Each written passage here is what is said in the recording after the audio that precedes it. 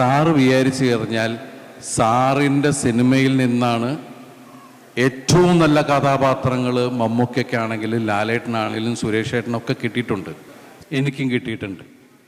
ശരിക്കും പറഞ്ഞാൽ സാറിൻ്റെ സിനിമയിൽ അഭിനയിച്ച ഹീറോസിനെ മാത്രം വെച്ച് സാർ ഇനി ഒരു ഗംഭീര സിനിമ ചെയ്യണം. കാരണം മലയാള സിനിമയിൽ ഒരിക്കലും ഒഴിവാക്കാൻ പറ്റാത്ത ഒരു സംവിധായകനാണ് സിബി മലയിൽ. അദ്ദേഹത്തിൻ്റെ സിനിമകൾ ഇപ്പോൾ ഉറവിച്ചിവിടെ പറയുകയുണ്ടായി. വ്യത്യസ്തമായിട്ടുള്ള ഇമോഷൻസ്, എല്ലാ തരത്തിലുള്ള ഇമോഷനും അത് സാറത് പറഞ്ഞ് മനസ്സിലാക്കി നമ്മളെ കൊണ്ടത് ചെയ്യിപ്പിക്കും.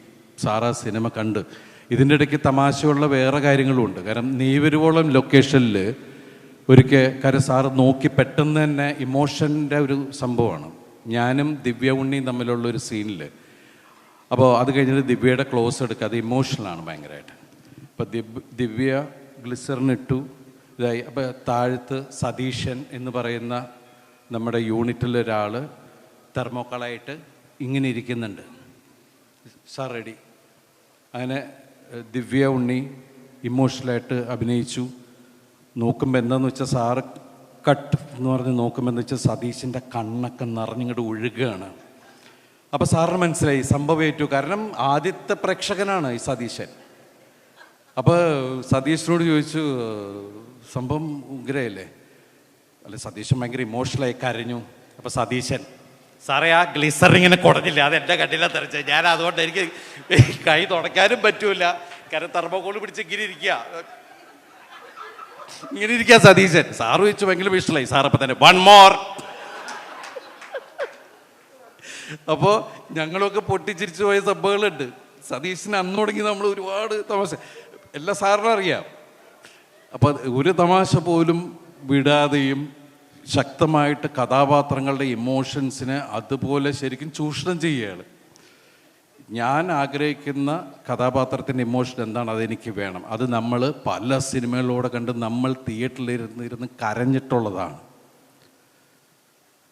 സാർ ആ കുട്ടികളുടെ കഥ, ഞാൻ ആകാശദൂത് ആ സിനിമ ഞാൻ 2-3 തവണ ആദ്യത്തെ പ്രാവശ്യം കണ്ടിട്ട് ഞാൻ പട്ടി മോങ്ങണം വരെ ഇരുന്ന് കരഞ്ഞ ആളാണ്.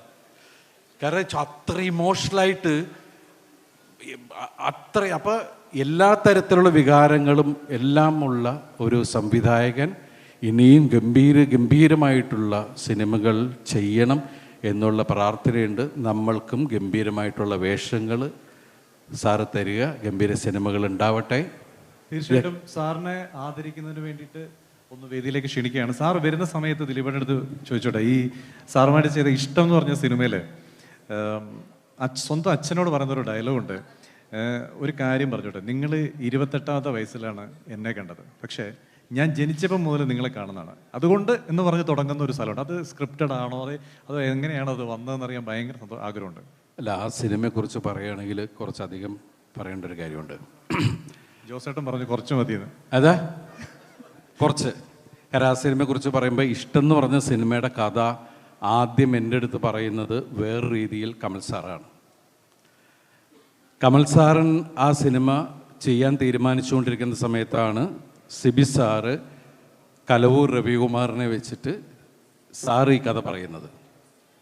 അപ്പോൾ ഞാൻ കമൽ സാറിൻ്റെ അടുത്ത് പറഞ്ഞു, സാർ സിബി സാർ ഇങ്ങനെ ഒരു കഥ പറഞ്ഞിട്ടുണ്ട്, സാറിൻ്റെ ആ സിനിമ സ്വല്പം വൈകും, ഞാൻ ഈ സിനിമയിൽ ഇല്ലാതെ പറഞ്ഞാൽ ഈ സിനിമ ഉണ്ടാവും, എനിക്ക് ആ സിനിമ പോകും. അപ്പോൾ കമൽ സാർ പറഞ്ഞു, നീ ആ സിനിമ പോയി ചെയ്തോ വേഗം.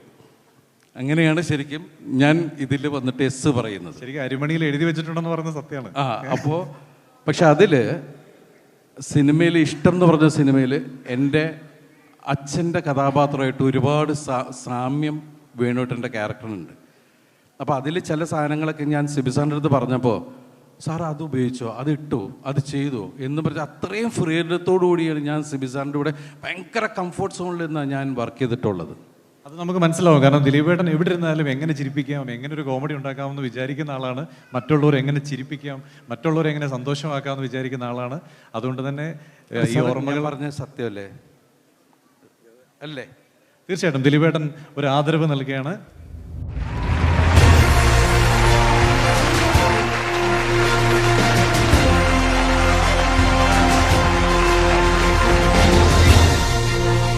നമ്മുടെ മുത്താരംകുന്ന് എന്ന സിനിമയ്ക്ക് ശേഷം സിബി സാർ സംവിധാനം ചെയ്ത ഒരു സിനിമയുണ്ട്. ആ സിനിമയിലെ നായികയാണ് നമ്മൾ ഇനിയും ഈ വേദിയിലേക്ക് ക്ഷണിക്കുന്നത്.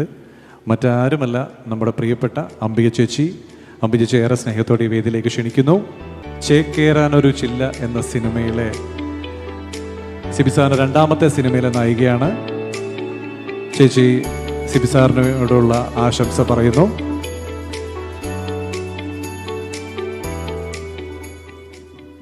എല്ലാവർക്കും നമസ്കാരം. സിബിചേട്ടൻ്റെ രണ്ടാമത്തെ ഫിലിം ചേക്കേറാനൊരു ചില്ല ഞാൻ ചെയ്തു. പിന്നെ എഴുതാപ്പുറങ്ങൾ ചെയ്തു. എഴുതാപ്പുറങ്ങളിൽ ഞങ്ങൾ 3 പേരാണ്. ഞാൻ, ഹാസിനി, പിന്നെ പാർവതി. എനിക്ക് ഡേറ്റ്സ് കുറവായത് കൊണ്ടാണ് ആ റോൾ എനിക്ക് കിട്ടിയത്. ഇല്ലെങ്കിൽ വേറെ റോള് ചെയ്ത് എനിക്ക് അവാർഡ് കിട്ടിയേനെ. അന്നൊക്കെ തമിഴും കന്നഡയും ബിസി ആയിരുന്നുകൊണ്ട് എനിക്ക് ചെയ്യാൻ പറ്റില്ല.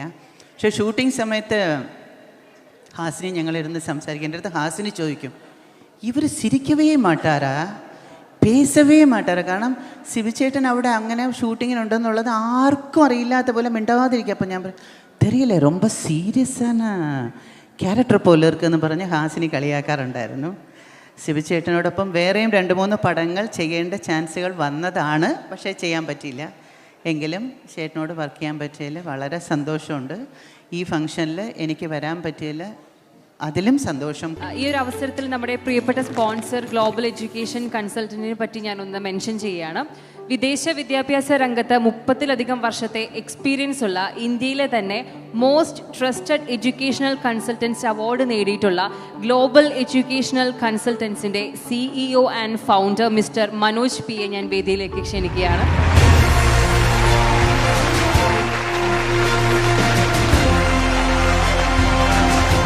നമ്മുടെ സിബി സാറിന് ഒരു ആദരവ് ഗ്ലോബലിൻ്റെ സൈഡിൽ നിന്ന് കൊടുക്കുന്നുണ്ട്.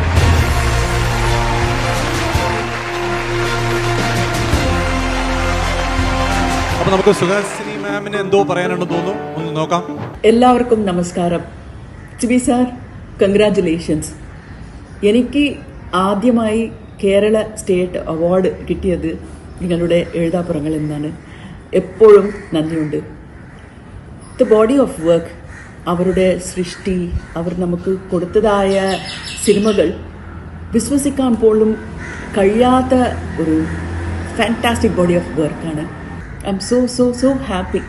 ഈ celebration idea, I don't know who did it, assistant directors and friends എല്ലാവർക്കും എൻ്റെ നന്ദിയുണ്ട്. It's a great celebration. I appreciate you for that. My wishes today are for Sibi sir. Wishing him the very best. ഇത്രയും body of work amazing and you should do more. ഇന്നും ചെയ്യണം, ഞങ്ങൾ appreciate ചെയ്യണം, and we should be part of it. Congratulations to Sibi sir and all the people who are doing this program for him.